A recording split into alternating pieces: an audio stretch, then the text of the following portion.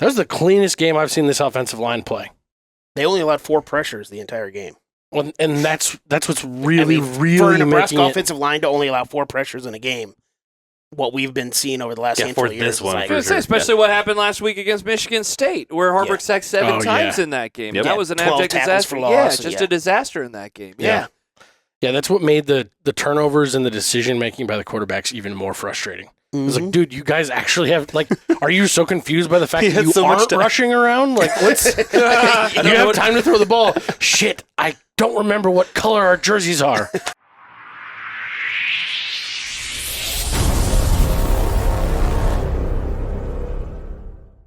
All right, we've got a special guest in here today, Josh Peterson from 1620 The Zone Afternoons. Welcome. What's up, guys? Thanks for having me back. Never heard of him. Are you on anything else other than the afternoon show? I do too many things right now. I know you do a lot. I do lots of podcasts. I announce various sporting events. And I hang out on Twitter sometimes. What are your other podcasts? I host a running podcast called Chasing 3 Hours. I host a Patreon podcast with Jack Mitchell from Lincoln called the I-80 Club. Nice. So become a patron today for as low as $3 a month. And I guess that's it. So, yeah, and the day job. He had my favorite quote this last weekend after the Maryland game. Jack did? Yeah, I'm pretty positive it was him. He mentioned, or he said, the only difference between Iowa, where they are with their record, and Nebraska is that they understand who they are. Yes, 100%. Something to that effect. I'm not quoting it exact, but yeah, I loved that. How long have you guys been doing that one? I guess I didn't realize that was out there. We started that one in late summer of 2022, so like right before Frost got fired, and Jack was someone who was like, bring him back, let's run this thing back, and so we do a couple pods a week. We do it inside of an app called Discord, and so we do it live for all of our patrons in there, and we've had some pretty steady growth, and so it's just kind of a new way for us to do something different and make a little extra coin on the side. Nice. Yeah. Are you guys focused on just Nebraska football, or mainly Nebraska football? He wants to talk Husker hoops, and so we have other people who sometimes come and hang out with him and talk Husker hoops. The cool thing about Discord too is it's kind of like a modern version of a message board, in that the community inside of there converses with each other, and it's not like you post and then you have to refresh the page. It's almost like a chat, like an instant message type kind of thing. interactive. Nice. Yeah. Interactive. So yeah, it's really cool in that way. So yeah, we mainly talk Husker football. Mike Schaefer and I, every 3 weeks now, we do an NFL podcast in there. So we started doing some different stuff. We have some guys that do a Nebraska basketball podcast, but yeah, our angle is mainly Husker football and college football in general. So, nice, man. That's awesome. Pretty fun. Very cool. Well, I appreciate Jed getting you on. He's got the connections. I'm always happy to respond to texts from Jed. Always happy. The lifelong I don't know about always, radio, but I appreciate radio guy. it. No, man, Jed's been he's been always nice to me. Going back to when I was an idiot producer, he probably hated me and thought I was stupid. You're not, Lacey, when I first showed up, but we've developed a good relationship. I remember going out to dinner quite a few times when I was going through my divorce, leading on Jed a handful of years ago to a local spot, and watching him order Jaeger in the wild, man, it's not a bit. No, it's not a bit at all. It's not. He's earned every bit of that tattoo on his calf. Yes, it's actually. I think it's more aggressive Jaeger when it's in private. Yeah. So when the Jaeger girls that are out handing out swag and stuff see him, they just avoid him like the plague. Seen him too many times. He has everything already. It's all there, and he bought it off the website. Yes, I did. He didn't even wait for us to throw it at him. Most people stuff this in the garbage can on the way out the door. Yeah, it's just weird because he knows them all by name. Now. Wait, where's Tracy this week? Hey, before we go any further, I want all you junkies to like, subscribe, and share. We unfortunately have to break down a little bit of the Maryland game since we just decided to bail on the entire show on Sunday. I was frustrated. I know you guys were frustrated. Were you frustrated? Yeah, I had to do the post-game show. Yeah.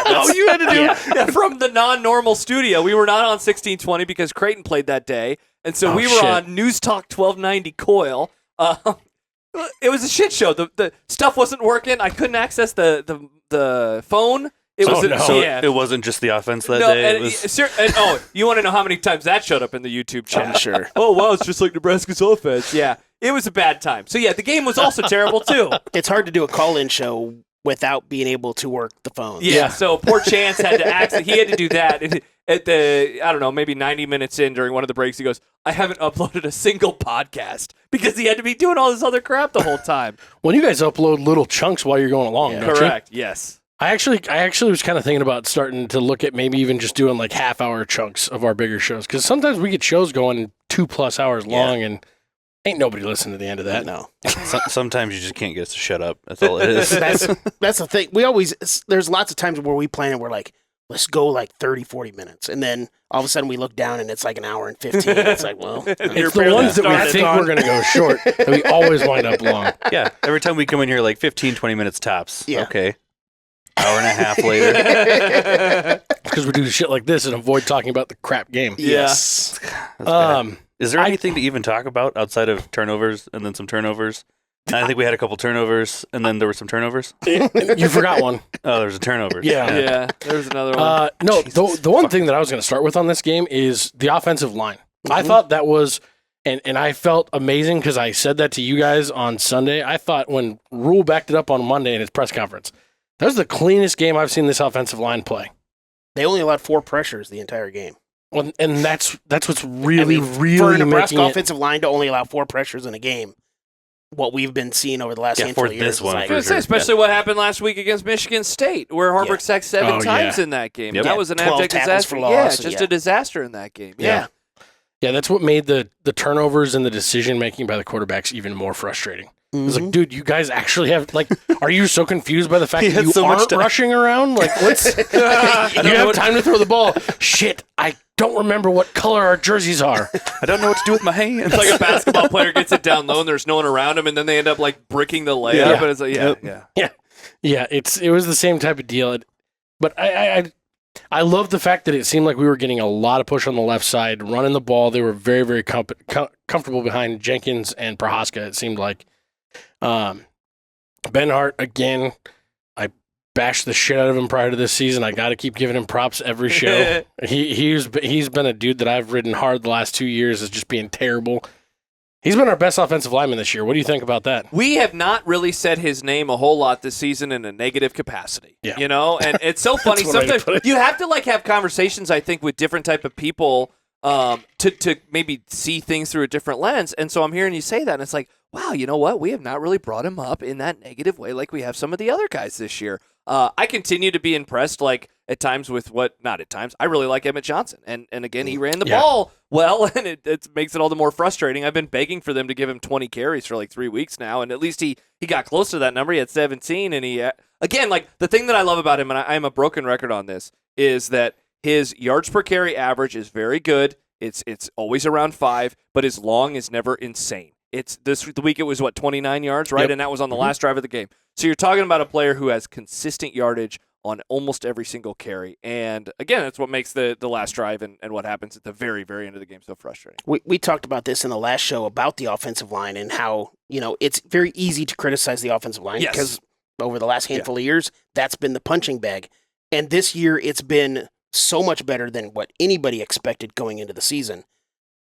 By no means are we saying that it's what we want ultimately, but it's still a shit ton better. Especially with the injuries. Yeah.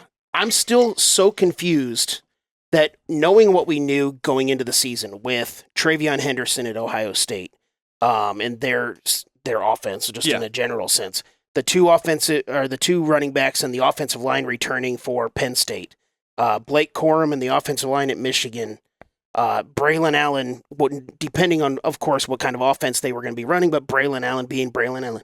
And still, right now, we are still leading the conference, and we go through 4 running backs, 10 offensive linemen. They don't respect the pass game. How the hell are we leading this conference in rushing? And the thing is, too, it's funny. It doesn't make any sense. No, and Jet, one of the things that I've been pretty critical on lately is the numbers have just started dropping. Exactly. And because there was a press conference within the last couple of weeks where Rule brought that up. He's like, we're still number 1 in the conference in yards per game. And I was like, wait a second, really? Mm-hmm. And I opened it up, and sure enough, they are. And then when you hear all the names of the backs that you just mentioned, or the really good offensive lines that you just mentioned, in Nebraska with all of their faults and all of their problems, some of the games don't tell the full story, right? Like you look at the Michigan numbers and you're like, wow, they rushed really well in that game. No, it's because Joshua Fleeks had a 75-yard touchdown on one of the last drives of the game. Yeah. But otherwise, I mean, this is who they've been all year, and they've had to play 3 separate quarterbacks, a ton of running backs, a bunch of different offensive linemen, and there's no pass game. I mean, you do not have to respect the pass game whatsoever. And they're now 2 games away from finishing the season as the number 1 rushing offense in the Big Ten. And inexperienced wide receivers blocking downfield. Gosh, it's wild. Just all across the entire offense, it makes zero sense that a team like this would be leading a conference like this in rushing 10 games into the season. No, not at all. It speaks, though, to the job that both Raiola and wide receivers coach, I'm forgetting his name. Garrett McGuire. Yeah. McGuire, the job that they're doing teaching run blocking.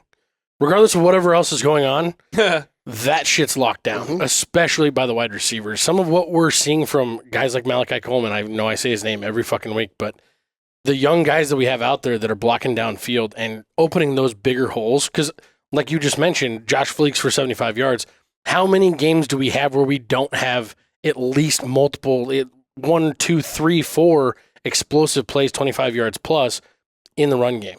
Well, Heinrich Harburg had 2 of them pretty much every game that he's played. And you bring up Raiola and McGuire. I think you also got to say E.J. Barthel getting, 6 running backs ready? Oh, that too, yeah. And playing at least. I'm just talking about from a sheer blocking perspective. I get it. I'm just saying they're actually running the ball. So, I got to give a little bit of credit to E.J. Barthel getting that many players ready to be able to get this many yards. Yeah. It's been fun to watch as far as that goes when we can hold on to the ball. And that was the crazy thing, too, to me to hear was that of the turnovers, we're leading the country 132 out of 132 or 131 out of 131 for 29 total turnovers. Only 5 of them have come from non-quarterbacks. Yeah, and especially when you so bad. When you think back to the first game of the season and there were 2 really memorable turnovers in that game for the offense. The Sims interception, obviously, at the goal line right before the half, and then, of course, the fumble at the end of the game by Anthony Grant. So one of those... Everybody's held on to the Anthony Grant grudge all fucking year long. So you think of one of the non-quarterback turnovers happened in game 1, and it's probably the most memorable turnover of the whole year. Yep. And then the non-quarterbacks have only had 4 others the rest of the season. It's crazy. It's nuts. It's bonkers. We got lucky with a couple of those because I think it was which game was it that your boy Kemp went out and he popped that one straight up in the air. It looked like a cartoon turnover. Oh, yeah. Illinois. No, that wasn't Illinois. It was at home. Northwestern? It was Northwestern the week after. Yeah, and he that was early, right? After There were like 3 fumbles in that first quarter that didn't get turned over. They weren't lost. Yeah. So we've gotten lucky on some of them, but the turnover luck has definitely gone away. Like in terms of the ball bouncing on the ground and where that's up now. It's totally gone away. 50%? Yeah. Like we've lost like 50% of our fumbles. Well, we've shifted. We weren't throwing a lot of picks in the first half of the season. Now it's all picks and very rare fumble. Ugh. It's been wild, to say the least. That's one way to put it. Yes. Was there anything outside of the defense that was positive out of this game? I mean, we did have punt return yards. Let's not just skip over it. We coughed the ball up 5 times, and they scored 13 points. Yeah. The defense I said outside of the defense. We're going to get there. The defense is still fucking insane. Yeah, think about I don't want to talk about the offense anymore. The last 2 games, 8 total turnovers. So they've given the other team the ball 8 times, and the 2 teams have scored a combined 33 points. Yeah. 33 points, and they've been gifted the ball 8 times. Mm-hmm. Yeah. Several on our side of the field. Yes. I'd say Emmett Johnson is my only kind of other, positive takeaway, in terms of just the offense. But I already brought him up earlier. Before we move to the defense, I have a question for you. I was told, I did not hear this. I wasn't listening that day, unfortunately, but I was told that you, too, in the beginning of the season, questioned Thomas Fidone and his effectiveness. This is a safe space, by the way. For you. Am I going to get shushed? No, I've been beating this drum since the night of the Illinois game. We had people over for the Illinois game, and I was a little tuned up. And when everybody left, I was watching Connor McFadden's Corn Craze post-game show, and I commented with him, and he debated that whether or not, and he loves Thomas Fidone. Thinks he's amazing. And then it got brought up the next week. He interviewed Carricker, and Carricker was like, "Oh no, Thomas Fidone, gobble gobble gobble," and not turkey. But I brought this up to Jed, and he's like, "Yeah, man, Josh is like the only other person I've heard not sucking his dick." And I was like, "Well, we need to fucking talk to that guy because I think he's been terribly underperforming." Hello, I have arrived. So this was after, I believe it was after the Minnesota game. And the funniest part about this is this all starts because of an Iowa fan tweeting at me and saying something, because we had talked about him on the air, and I just said, like, I've given up hopes on him becoming that player that we hoped he could be. The superstar. Yeah. And so again, every time I explain this to people, I feel like it's such a rational opinion, and then obviously it's turned into something else. So I have kind of, my expectations have moved. I don't think he's going to become an All-American type tight end anymore. And so this Iowa fan tweeted at me about him, and I responded something like, "Yeah, I put to bed the hopes of him ever becoming that guy." Well, Mr. Fidone apparently searches his name on Twitter.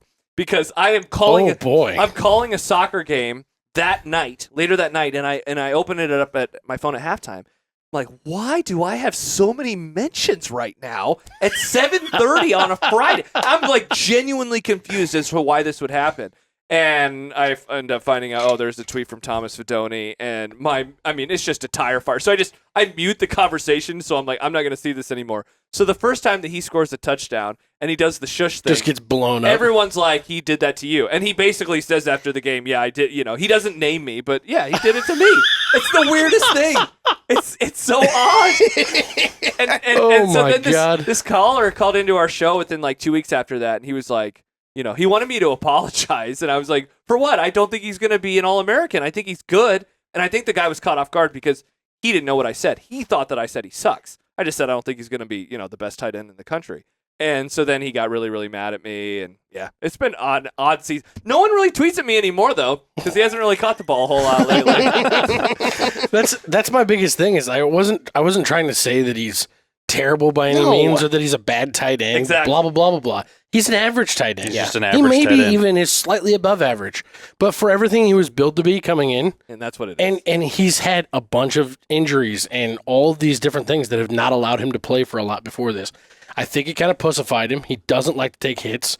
He gets barely brushed and he goes down if he does have the ball. If he catches the ball, he drops it constantly. You don't see him reach for balls. You don't see him try and make those spectacular plays you expected pass catching tight end to make. Yeah. I think that's why you were going off after the Illinois game, because he had like 4 drops by himself in that game. Yeah, and I don't know if they just don't count tight end drops anymore for Nebraska games or what, because they're not supposed to catch the ball. We're not going to the last couple of games, I'm like, I know like I've gone back and looked. He's dropped passes and they're not clocking them. So I don't know what the deal is, but like of all the tight ends that we've had over the last handful of years, he's not better than Austin Allen. No, he's not better than Vokalek. No, like he's targeted more. Yeah, that's what he is.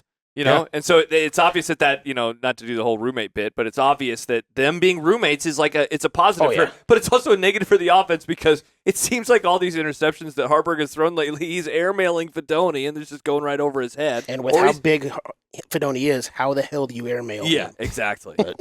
Well, you throw it 20 yards past your target. That's how you're pulling that off.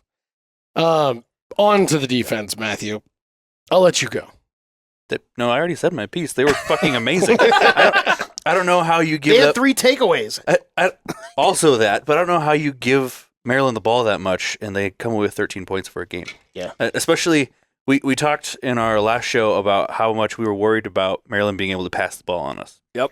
They couldn't throw the ball around. They had 2 big plays at the end of the first half that made our defense look bad. Outside of that, I can't think of a time where I was concerned. And both of those were on Hartsock, and I instantly texted. I was like, "Yep." I was like, I'm starting to wonder if he is fast enough to play on the back end of our defense, because he got straight up beat on both of those plays. Yeah. It was not a move. It was not anything. He just got flat beat, and that wasn't something we were seeing in most of our games prior to this. And so, outside of that, I can't say a bad thing about our defense. Yeah, there's been so much talk about the last drive and how even if they would have gone for the field goal, they still gave up the points. Yada yada yada. But it's like the drive before that, they get the takeaway that even allows for the offense to get that opportunity again. It's they continue to get put in just the absolute worst spots every single week. And I thought that this was a great bounce back performance from them after what happened versus Michigan State, where they just seemed so freaking sleepy. Mm-hmm. And that was such a disappointment because you expect the offense to be bad. You don't expect the defense to have some of those kind of plays. But they were right back to what we expected to see from them. And I thought you spot on about the pass defense. Yeah, and I thought that. I mean, you look at the numbers for Talia, and it's like, wow, his yards per attempt was super low in this game compared to what he was able to do otherwise. And when he dropped back to pass, when he was moving, that was like the times that I was concerned. Otherwise, it was like, I don't think this is going to end well for them most of the time. I think some of that was him being worried about getting hit. Yeah. Oh, yeah. I mean, he definitely was trying to get back out of there the entire game. Yes. Well, him and Ty Robinson. I thought this was one of Ty Robinson's best games of the year, too. Yes. He was a set up shop behind that offensive line. I hope that shoulder isn't too bad. Yeah. Because he had it all wrapped up in the post-game press conference. And at one point, he walked off the field and his arm wasn't even moving the whole time he was going off. I was like, oh, shit. And then he was back like a couple of plays later, but still. Matt can speak to playing through the rest of the season with one of those. There's nothing you can do in season. You just got to deal with it. Well, and he's got 2, hopefully 3 games left. So whatever. Just do it. But, one of the big things about that last drive for Maryland's offense is, I know your brother Danny was at the game. My son Ryan was at the game, and I talked to him about it. I said, one of the big things is if we score, just kick the field goal, how that stadium would have been on that drive would have been on fire. Ryan was telling me that that whole drive with Purdy, number one, fans were chanting Purdy's name. He said it took 3 plays and they were chanting his name. And Ryan also said that it was just like a rumble that was growing as they were going down the field. Like, oh my gosh, this is going to happen with the third stringer. So, if that would have happened and they would have scored there, I understand that Maryland ended up going down, kicking a field goal to win the game. The way that stadium would have held, they would have already crashed the South Stadium because that stadium would have gone nuts for that last drive for Maryland, energized the shit out of that defense. And who the hell knows? That's how much would our help with some fans. demo costs. That's how much our fans are so desperate for a good quarterback. Yeah, they want to anoint anybody king. They just want to see it. Yeah. So I heard that people started leaving after the turnover, and the exact opposite of what you were describing happened, where there was this crescendo and they turned the ball over. And my reaction was, oh, now they're going to lose. Yep. And I'm guessing that was exactly what the reaction was inside the stadium. Well, all of the air came out of the balloon at that point. That's what I asked Ryan. I was like, how deflated was that stadium when they threw that interception? He's like, it was that whole buildup and just, yeah. Drop the beat. I don't hate that play call as much as everybody else does. I don't. I think it was run. It was executed poorly. It's a very standard, very traditional play call on 3rd and goal. Short. Not with a 3rd-string quarterback. Yeah, so that's where I always find myself in the Who's discussion. your best passer? How do you know that? Because they've said it. We were talking about this before the show, and Jed made a very valid point. He said, is he our best passer because he's a good passer? Or is he our best passer because the other 2 are so god-awful at passing? You grade him on a curve. He hasn't shown I'm not saying that he sucks at passing. He hasn't shown enough for us to sit here and say he's the best passer. No, but if everybody gets an F, you can't give the best exact same thing, though. To say the exact same thing, though, he hasn't shown enough to say that that's a bad call because he doesn't make it in practice. He was out there playing with a bunch of dudes he doesn't play with. It's also not just he doesn't take first-team reps, quarterback. And they ran their routes incorrectly. That's the shitty part of it, too, is that they're in the same spot. Supposed to be in the back corner. It's not just on him. Yes, he underthrew the ball for it to be back Purdy. corner. I'm blaming Satterfield for calling the play. I get it, but you also don't just give up. You don't Bill Belichick it and pack it in and take the field goal every time. It doesn't work. You go off tackle one more time and see if you get in the end zone. Rule said on the purpose of that series of plays was to run the clock. They made a mistake. Purdy made the mistake of not handing the ball off on the first play. So he basically threw it out of bounds, stopped the clock.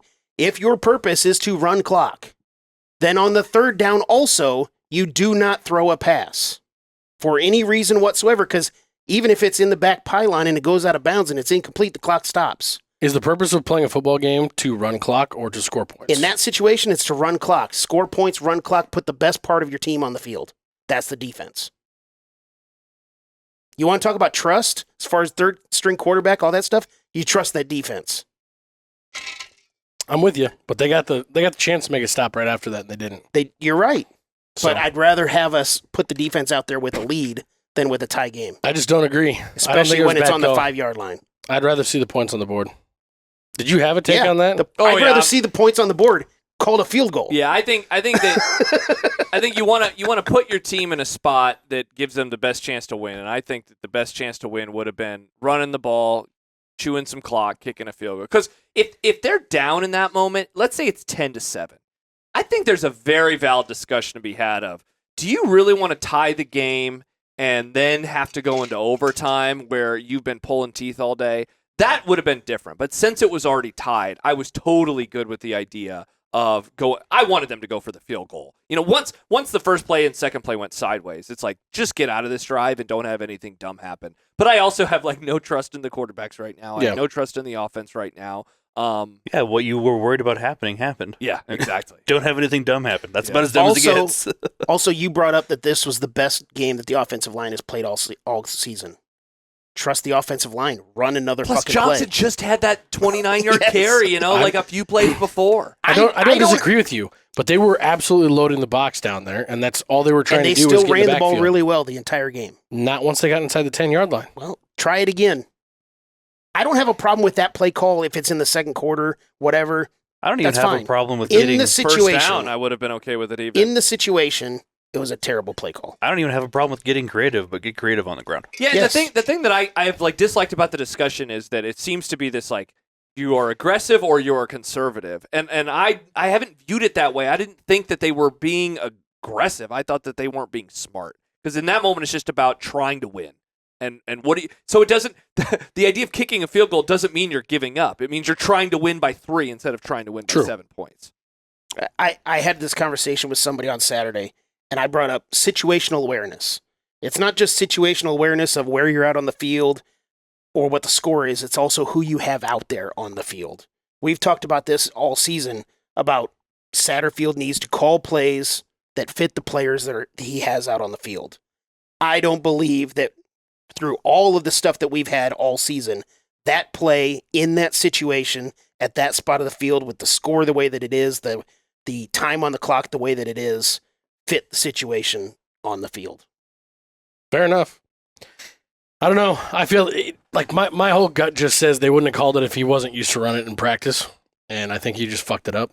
I think they fucked it up by running it wrong. He wasn't throwing it to guys he was used to throwing it to.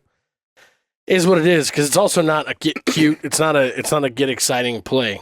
Rule even called it out. He's like it's a Peyton Manning special. This play's as old as time. It's a very, very standard 3rd and goal play, and we just didn't execute it well. Yeah, that's the most frustrating part. Is it if this is a crossing route over the middle and he's something dumb happens because of a deflection, it's like, well, why in the hell did you run that? It was supposed to be towards the back pylon. In theory, it's supposed to be. You score a touchdown, or it's incomplete, and you get out of there. Or it's out, yeah. Yeah, and it's like, damn, you didn't even give your offense a chance to stay on the field. Yeah. With how bad the throw was. I also don't understand why you put the shortest guy on the fucking team catching a back pylon ball. That also made no sense. It's questionable from a ton of different spots. Where design wise, where was Fidone in that spot? Sitting into the pylon. Fidone was over on the right doing nothing. Probably blocking some guy out of bounds. Or tweeting at us. Play. Yeah. Or tweeting at you, yeah. He was shushing you. He's getting those thumbs ready. The only other thing I had on the defensive side thing was just to say, yeah, they played a fucking amazing bounce back game. I sent it to you guys earlier. It came out, the weekly grades. Omar Brown was 8th in the country for grade out for this week. Yeah. Did you notice there were 2 Oregon State players ahead of him on that? I didn't look at everybody else. Fucking crazy. Weird for they didn't play that great of a game, but regardless. But like I said, the big thing with the Omar Brown being on that, he didn't even practice last week, and he had that good of a game. Yeah. No, I hope they don't practice him much this week. Sounds great. Keep him fresh. Keep him fresh. Omar Brown and Ty Robinson, those were going to be my players of the game on the whole team for this, because I thought Ty Robinson, he's been kind of playing second fiddle to Nash Hutmaker. Yes. Pretty much all season, and this almost seemed like it was his game to shine. I felt like he took a little pressure off Hutmaker by the end of the game, and that's why you saw Hutmaker make a couple more plays there. I think he's played just as good as Hutmaker has. It's just that Hutmaker has had more splash plays He's been getting to the quarterback. He gets there. He finishes the drive. And he's the guy running up the gut. Like, when you're coming up the middle, when you're lined up on nose, and you're getting to the quarterback, that brings attention. I don't care what level you're playing at. If the big guy is getting up the middle, that's going to bring some attention. Especially how big those two guys are specifically. Big fuzzy polar bear. How bad were the questions? We actually did really well. Really? I did say I was going pessimistic, and I'd be mad if I was right. I won the week. I went 6-2. You guys both went 5-3, and the fans went 5-3. So actually, we're all tied now on the season. Us three are tied. The fans are 2 behind us. You suck, jackasses. You want me to just fly through these real quick? I don't even think we need to listen. Care about the specifics. That's fine. Nothing really like. I mean, we all did good on the shit that was bad. We all did bad on the shit that was good. We just continue. Yeah, no, it was. Were there any stumpers that were crazy? No. That we did not get to the over on the punt return yards, did we? No, we had Even 6. though we had 6? Yeah. Yep. Well, they only punted 3 times. Well, I told you, set it 5.5, not 8.5. Over would have been great. We returned a punt. Be excited. Yeah, for positive yards. Don't forget that part. It wasn't just a fall forward. God. Good shit. And this may be the most unbelievable night in Cornhusker football history.